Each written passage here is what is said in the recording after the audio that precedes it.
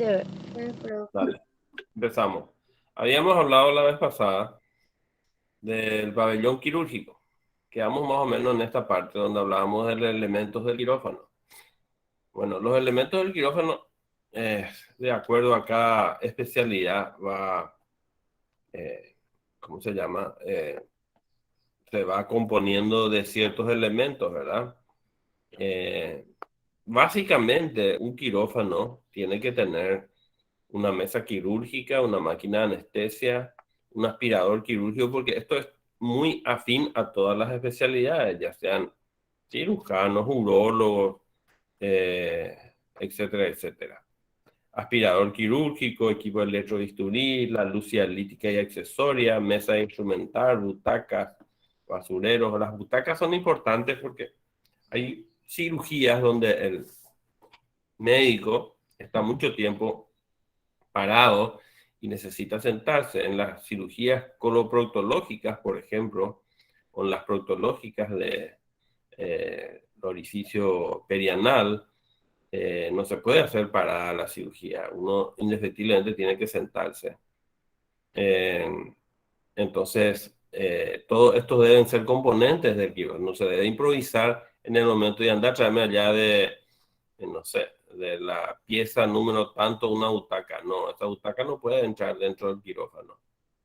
¿Por qué? Porque esas butacas no salen nunca del quirófano y se mantienen limpias. Basureros, portazuelos, elevadores, negatoscopios, todos elementos del quirófano, ¿verdad? Esto básicamente vieron allá en el fondo, están los basureros, las butacas, los negatoscopios, la luz cialítica, los portazueros, o sea, mucho quilombito. Fíjense, la cantidad, esta es una luz accesoria, si bien acá en el techo ya tenemos, ¿verdad? Esta es una luz accesoria otra vez, ¿verdad? Que muchas veces se necesita. El aspirador quirúrgico, el balde, donde uno tira las basuras, no hay que tirar en el piso. O sea, una serie de elementos que llenan una sala de quirófano. Más todavía cuando esa sala de quirófano no es muy grande, es pequeña, ¿verdad? Eh, Estos elementos, si bien son necesarios por una cuestión práctica, no podés vos pedirle un hilo a la enfermera, tráeme un Bicril número 3 y la enfermera se va hasta la farmacia atrás. No.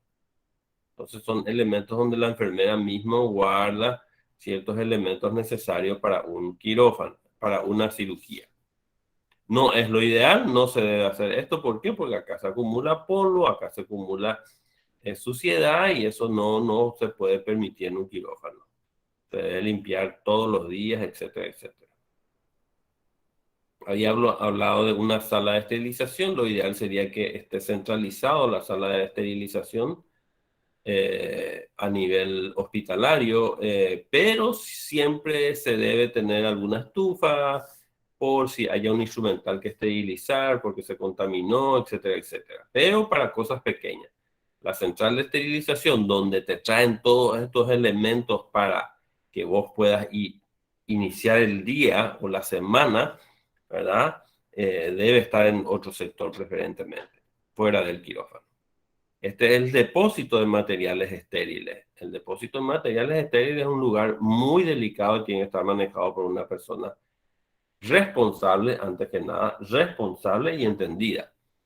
Responsable le digo porque esto tiene la forma de ir trabajando.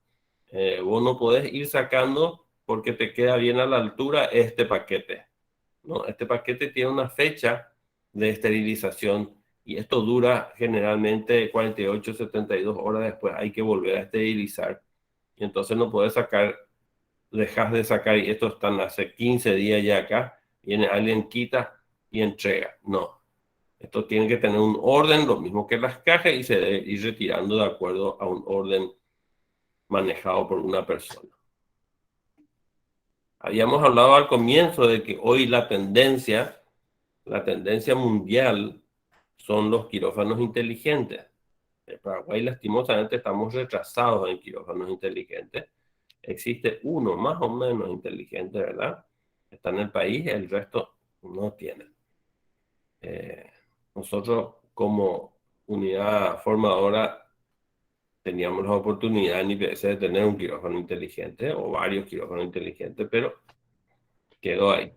Ingavi no tiene su quirófano inteligente y tienen los quirófanos convencionales que ya vieron qué es lo que es. ¿Y cuál es el concepto del quirófano inteligente? El quirófano inteligente es una sala quirúrgica altamente funcional que conjuga la distribución de los equipos médicos y la instalación y las instalaciones, ¿verdad? Es un quirófano de múltiples especialidades con integración de equipo y manejo digital de la información y conectividad con el exterior. Esto es lo fundamental, ¿verdad? La conectividad con el exterior y el manejo digital de la información. Ustedes saben que la tendencia mundial hoy es cero papel. Esas carpetas tan gruesas de pacientes internados por 30 días, donde nos acumulamos de expedientes con un grosor impresionante, tales así que las carpetas clásicas de los hospitales, que son las de metal, ya no soportaban tamaño de cantidad de papel, ¿verdad? Entonces comprábamos estas carpetas archivadoras y íbamos teniendo, ¿verdad? A medida que el paciente pasaban los días de internación, se iban armando carpetas. Eso ya no existe, no debe existir, ¿verdad? Hoy tiene todo por el sistema. Debe haber un expediente digital inviolable, por supuesto, un expediente digital inviolable, y tratar en todo lo posible de manejar con cero papel. Estos quirófanos se adaptan entonces para que vos no metas papel dentro y te manejes todo en forma digital. Y tener conectividad con el exterior, ¿por qué? La conectividad con el exterior te da la posibilidad, por ejemplo, de agarrar en tu pantalla que tenés en el quirófano y en vez de estar pidiéndole a la enfermera, tráeme un poco la placa de cadera del paciente, tráeme un poco la radiografía. No, eso ya no existe. Agarrás, apretás un botón, ¿verdad? Y te sale en una pantalla todos los estudios que él se había hecho.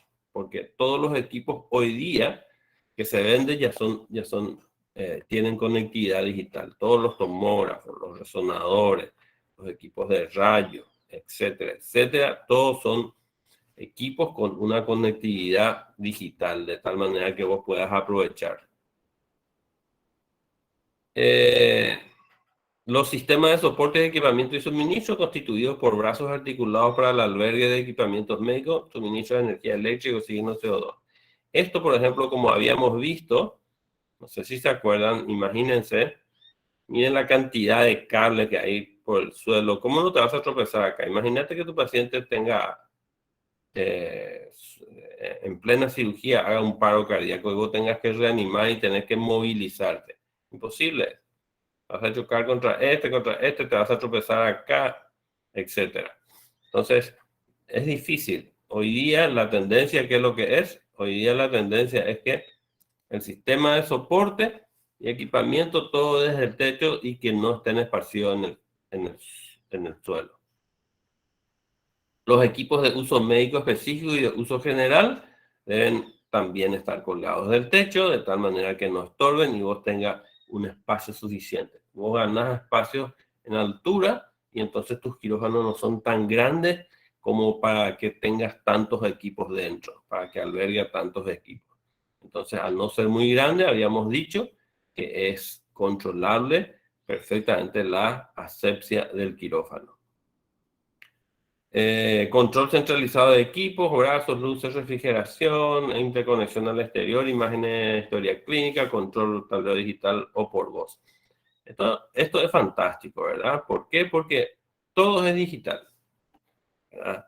Desde el momento que vos entras, tenés un tablero, así no sé, como los autos, así habrán visto algunas veces, ¿verdad? Vos entras al auto con un código y eso automáticamente activa todo un sistema de que te prende el aire a la temperatura que vos habías programado. Te pone la mesa del quirófano a la altura que vos tenés programado y de acuerdo a tu altura, ¿verdad? Ya automáticamente te da la conectividad con tu con la sala de tomografía porque vos sos una persona que hace cierta cirugía donde generalmente necesitas ver los tumores.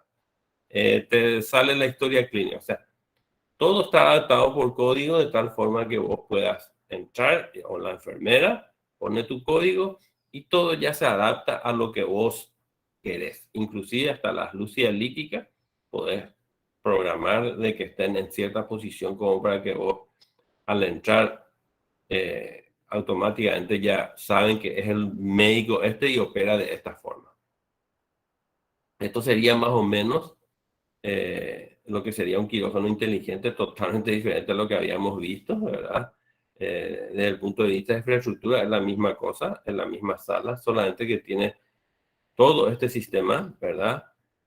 Complejo de monitores, monitores para ver radiografías, ¿verdad? Esto muchos están por la pared, puedes hacer empotrar por la pared, o puedes tener conectividad inclusive a través de unos brazos que penden, entonces el cirujano, como esto es estéril, esto es un cascarón estéril que vos le pones al equipo y podés traer hasta vos para llegar a ver, ¿verdad? Este es el equipo para hacer una cirugía video asistida, ¿verdad?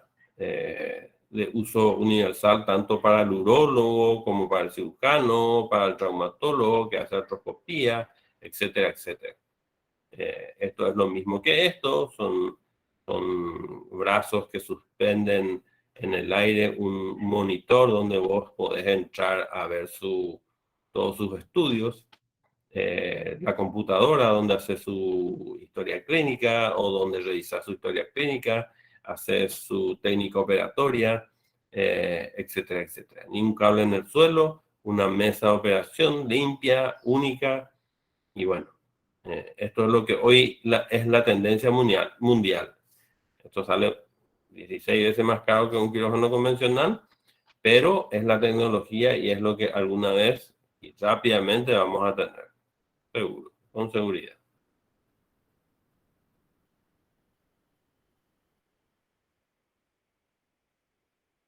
La otra imagen de lo mismo. Muy bien. Nuestra bibliografía, acuérdense de esto. Esto tienen que conseguir. Temas de técnica quirúrgica, por favor. Todas mis clases del año están basadas en este material. El equipo quirúrgico. Hablemos del equipo quirúrgico ahora. El equipo quirúrgico, ¿verdad? El equipo quirúrgico está compuesto por personas ejecutoras de la intervención quirúrgica, vestidas asépticamente, con toda la ropa preoperatoria, como esto, ¿verdad? Y la ropa ya para operar. Fíjense que es diferente la forma de estar vestido. Hay cirugías que están permitidas hacer con estas ropas limpias. Si es que vos no usaste para salir del quirófano con este, que no se debe hacer. Por ejemplo, una cirugía coloproctológica sucia, como ser un drenaje de un absceso, tal vez vos puedas hacerlo con guantes y una chomba y la gorra, etcétera, etcétera, pero no equiparte como para una cirugía muy grande. Entonces, está compuesto el equipo quirúrgico por el cirujano, el primer ayudante del cirujano, que debe ser un médico, cirujano, con la misma formación que el cirujano, un segundo ayudante, ¿verdad? Que también debe ser cirujano. En los hospitales, escuelas, generalmente, el segundo ayudante ya es un residente, el tercer ayudante también es un residente. Muchas veces dejamos que la instrumentadora actúa de enfermera circulante y le metemos acá un estudiante del último año y el anestesiólogo, ¿verdad? Entonces, más o menos es. Cuando estás operando en privado, generalmente cambia esto. ¿Por qué? Porque vos elegís al mejor ayudante que tenés, ¿verdad? Y en un hospital escuela, este primer ayudante puede llegar a ser de acuerdo a la cirugía, ¿verdad? Si es una cirugía no compleja, está el cirujano, ¿verdad? Y un R3, un R2, de acuerdo al tipo de cirugía. Y muchas veces este se convierte en cierto tiempo, durante toda la cirugía, en cirujano. Supervisado, por supuesto, por un cirujano competente y con la experiencia de vida. Esto más o menos es la conformación de un equipo quirúrgico. El jefe del equipo es el cirujano principal, al cual ese paciente está a nombre de ese cirujano. O sea, Juana Mendieta se opera de la vesícula. ¿Quién es el responsable? El médico fulano de tal. Él es el responsable de ese paciente. En un hospital de escuela, nunca un residente es responsable de la cirugía. Nunca debe ser responsable, es mejor dicho. Esa palabra me gusta más. Nunca debe ser el responsable de una cirugía. Ustedes mismos tienen que cuidarse, ¿verdad? No ser atropelladores porque puede ocurrir algo que les trunque su carrera. Entonces, siempre deben exigir de que el cirujano responsable esté presente en el acto quirúrgico. Ese cirujano es el jefe del equipo, responsable de toda la operación, haya o no operado, ¿verdad? Debe ser una persona con criterio flexible ya dentro del acto quirúrgico, de aceptar opiniones, de aceptar que el primer ayudante pueda orientarte o puede darte su opinión en cuanto al acto quirúrgico. Una persona autocrítica no debe ser un tirano, entonces, en síntesis, no debe ser un tirano, un desagradable que se va y hace un quilombo. Tiene que ser una persona con voz alta y clara, como para que se entienda, ¿verdad? Para que se le haga caso, o si no, la enfermera cuando se da cuenta de que vos sos un pelele, ya te empieza a subir, ya esconde los hilos, ya quiere irse, termina la cirugía, te está apurando. ¿Por qué? Porque vos no tenés ese carácter de responsable del acto quirúrgico. Cuando vos tenés ese carácter, todo te respeta. El anestesiólogo se deja de salir porque le gusta al anestesiólogo salir del quirófano a comer empanada ahí en la sala de espera, ¿verdad? Ponen piloto automático y se va, la enfermera también se va a chatear y vos te quedas solo en el quirófano. Eso es porque no tenés ninguna autoridad, ¿verdad?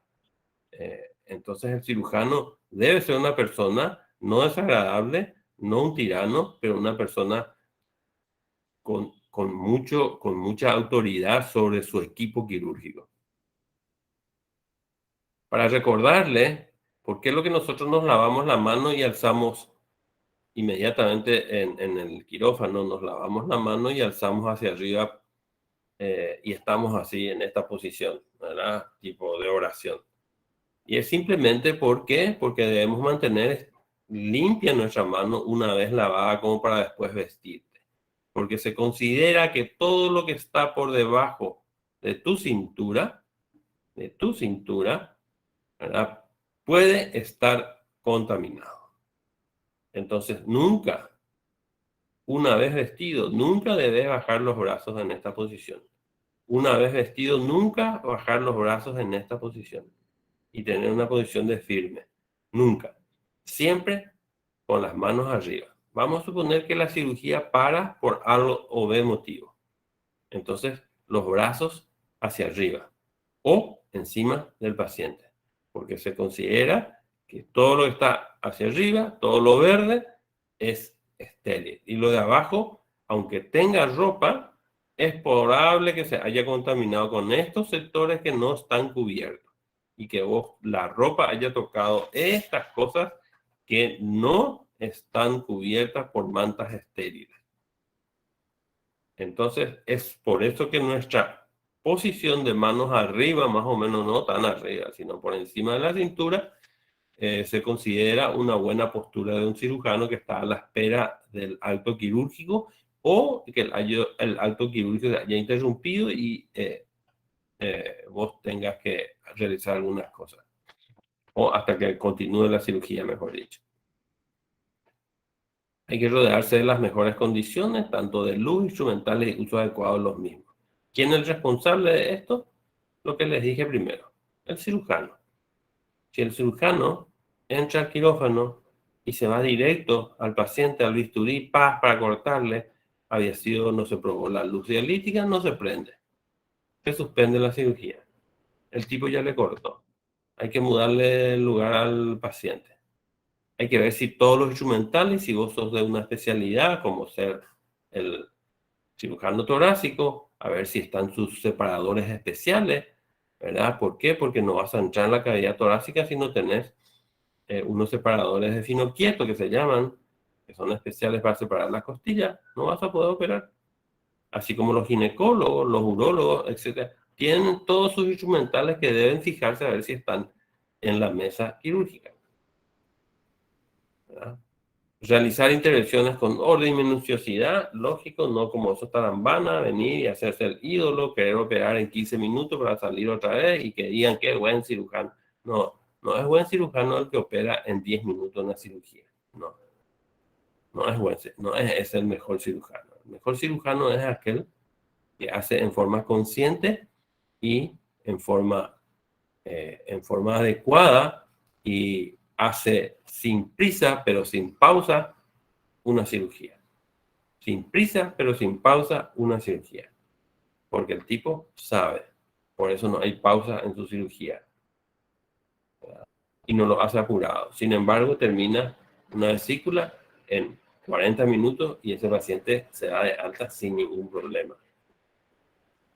Otro viene, se hace el loco, opera en 10 minutos, qué ídolo, al otro día el paciente no salió de alta, ¿por qué? Porque está con dolor, porque parece que está anémico, parece que está sangrando, etcétera, etcétera.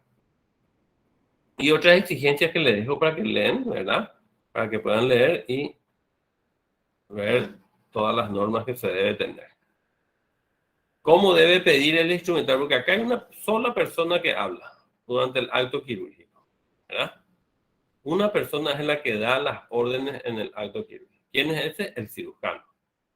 Los pedidos instrumentales o pedidos de ciertos insumos deben ser hechos a viva voz por el cirujano o a través de gestos por el primer ayudante. En voz alta, la solicitud debe hacerse claramente, conviene utilizar palabras abreviadas, claro. No le vas a decir, pasame por favor el separador de fino quieto, 15 segundos. No, fino quieto. Se le dice con todo respeto, claramente fino quieto. Muchas veces usamos gestos, por ejemplo, ¿verdad? Si vos estás atento a la cirugía, que se debe estar atento, entonces, para no estar hablando cada rato, porque muchas veces, varias veces estás usando la tijera, ¿verdad? Usas tijera, secas, volvés a usar tijera y no está diciendo tijera, tijera, tijera. Entonces, muchas veces usas nomás ya este término y esta es una de las señales. En el libro van a encontrar todas las formas manuales con gestos de pedir los instrumentales. La pinza anatómica es así, el bisturí es así, la tijera es así. También es aceptado que vos utilices gestos, entonces no estás hablando mucho. De hecho que también vas a tener que hablar y vos podés pedirlo de la otra forma. Si la cirugía no es compleja, se acepta perfectamente que vos hables y pidas, ¿verdad? ¿Por qué? Porque vas a una cirugía de 20 minutos, 25 minutos, ¿qué tanto lo que vas a hablar? Pero una cirugía de 10 horas, 8 horas. El primero y el segundo ayudante y el instrumentador deben saber los pasos de la cirugía perfectamente para que el tipo ni hable. Porque vos te adelantás, si estás atento, estás concentrado, vos te adelantás al acto quirúrgico y ya sabes que ahí, en ese momento, ¿verdad? De la técnica operatoria se utiliza tal cosa.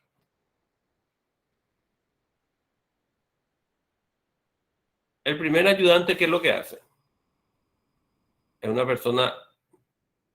Debe ser una persona muy capaz que tenga condiciones de continuar con la cirugía. Qué importante esto es.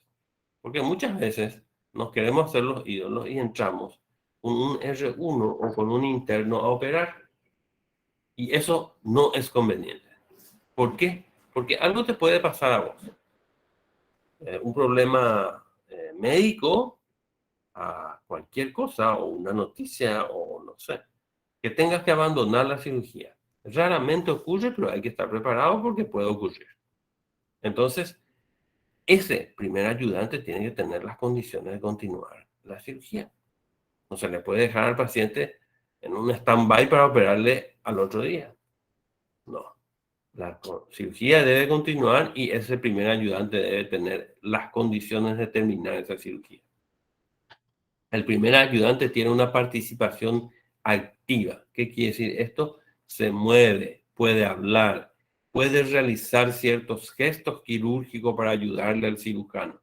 O sea, es activa la participación y no como el primero, el segundo, el tercer, quiero decir, el segundo, el tercer ayudante, que muchas veces es pasiva su participación. Se le da una tarea, separar, por ejemplo, la pared abdominal, y está el pobre boludo ahí separando durante 4 horas. Es una tarea pasiva, importante, pero pasiva. Presenta las pinzas hemostáticas para la ligadura, realiza hemostasia.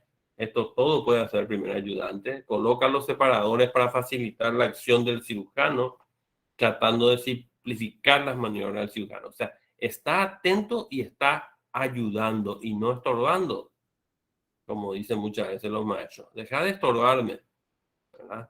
Eso cuando te dice un cirujano, yo después me voy a reflexionar a ver qué sigo de especialidad, ¿verdad? Porque lo que no hay que hacer es estorbar justamente. El primer ayudante es la segunda autoridad del equipo. Debe conocer las operaciones perfectamente. Debe conocer las operaciones perfectamente. ¿Eso qué quiere decir? Debe saber que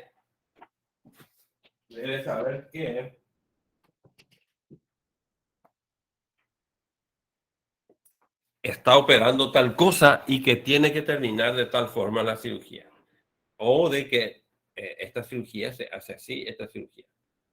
Trabaja de frente al cirujano en la mayoría de la cirugía. Trabaja de frente al cirujano. O sea, si el cirujano está a la izquierda, el otro está a la derecha, en la misma posición. Es quien suministra el instrumentador. Es quien suministra el instrumental al segundo ayudante. ¿Qué quiere decir? Perdón. ¿Qué quiere decir esto? Suministra el instrumental al segundo ayudante. Es el que, después de que el cirujano haya utilizado, muchas veces, ¿verdad? Muchas veces después de haya utilizado, le pasa al segundo ayudante, ¿verdad? O si es que el segundo ayudante va a tener una actividad, no lo hace por motus propio, sino a través del primer ayudante. El primer ayudante que le dice, mira, toma, separa con esto. En esta posición vas a separar. O coloca correctamente el instrumental y le dice, esta va a ser tu acción. Este primer ayudante no debe extralimitarse realizando maniobras que solo competen al cirujano, sí, porque de repente ya está el ídolo, ¿verdad? Ese R3, por ejemplo, que ya está afilado, ya cree luego que él es más o menos, no sé luego quién, ¿verdad? Agarra y empieza a hacer las maniobras del cirujano. En cualquier momento el cirujano de rabia agarra el separador y ¡pam! Le mete un separadorazo por la mano, ¿verdad? Porque hay acciones que solamente el cirujano debe hacerlo. Y hay cirujanos que tienen mucha personalidad y no permiten, ¿verdad?, que el primer ayudante realice esa maniobra que es exclusiva del cirujano. Puede pedir los instrumentales que necesitan en voz viva, o sea, en ciertos momentos cuando el cirujano está callado, ¿verdad?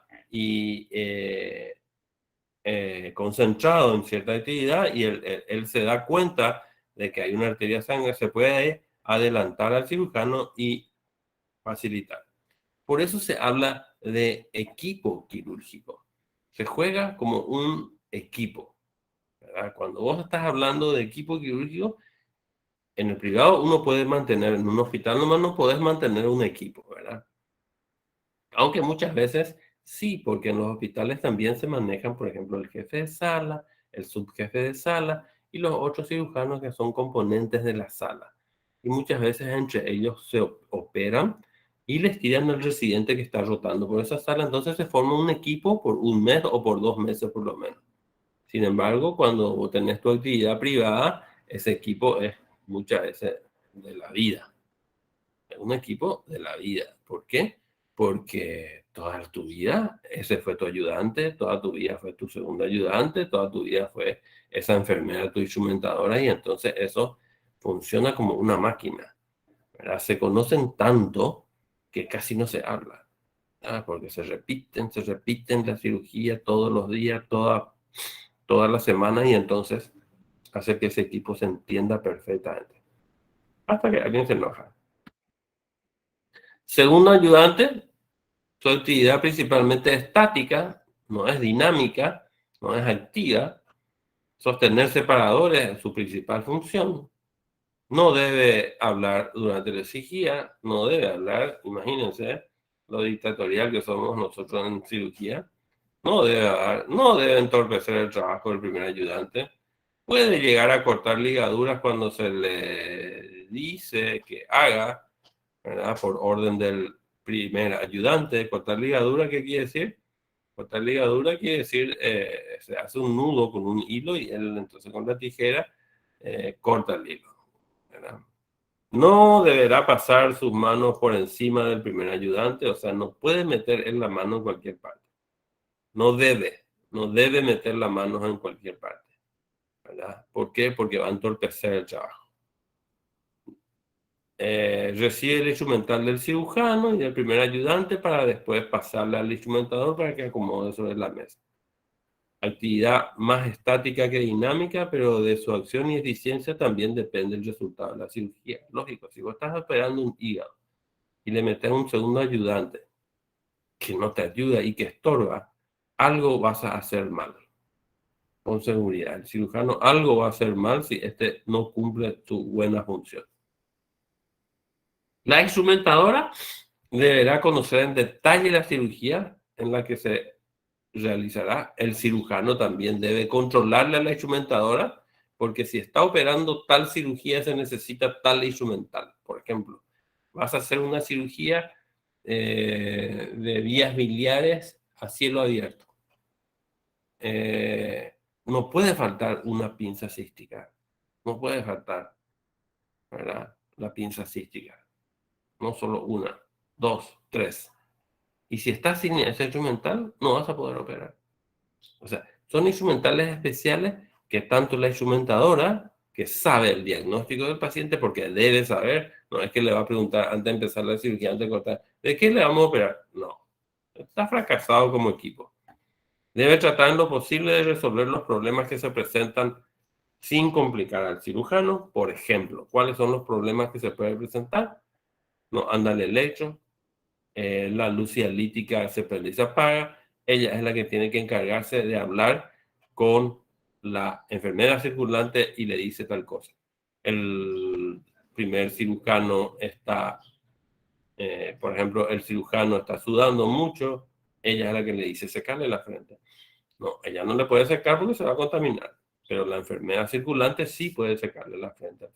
O sea, todo lo que va necesitando el equipo que está operando, ella se encarga de ir pidiendo toda vez que no sea instrumental. Debe ingresar al quirófano antes que el cirujano y el paciente para tener todo listo, preparado. El armado de la mesa debe hacerlo en un orden habitual y sistemático que vamos a ver después. Esto está predispuesto, no es que uno hace al azar nomás. Hay una mesa quirúrgica básica y una disposición de instrumentales de la eternidad, de la vida, de hace 200 años se ponen de la misma forma, ¿verdad? Una vez lista la mesa, no se alejará de su puesto, salvo expresa orden del cirujano. Claro, una vez que está ahí, ya se queda ahí clavado y ella lo que le corresponde es, a medida que avanza la cirugía, es ir ordenando todos los instrumentales que se van usando para que la mesa siempre esté ordenada, ¿verdad? Y limpiando para que cuando vuelva a usar esa pinza hemostática que entró en un mar de sangre, no esté todo con coágulo y todo sucio. ella debe limpiar antes de ordenar y volver a pasarla al cirujano en su momento.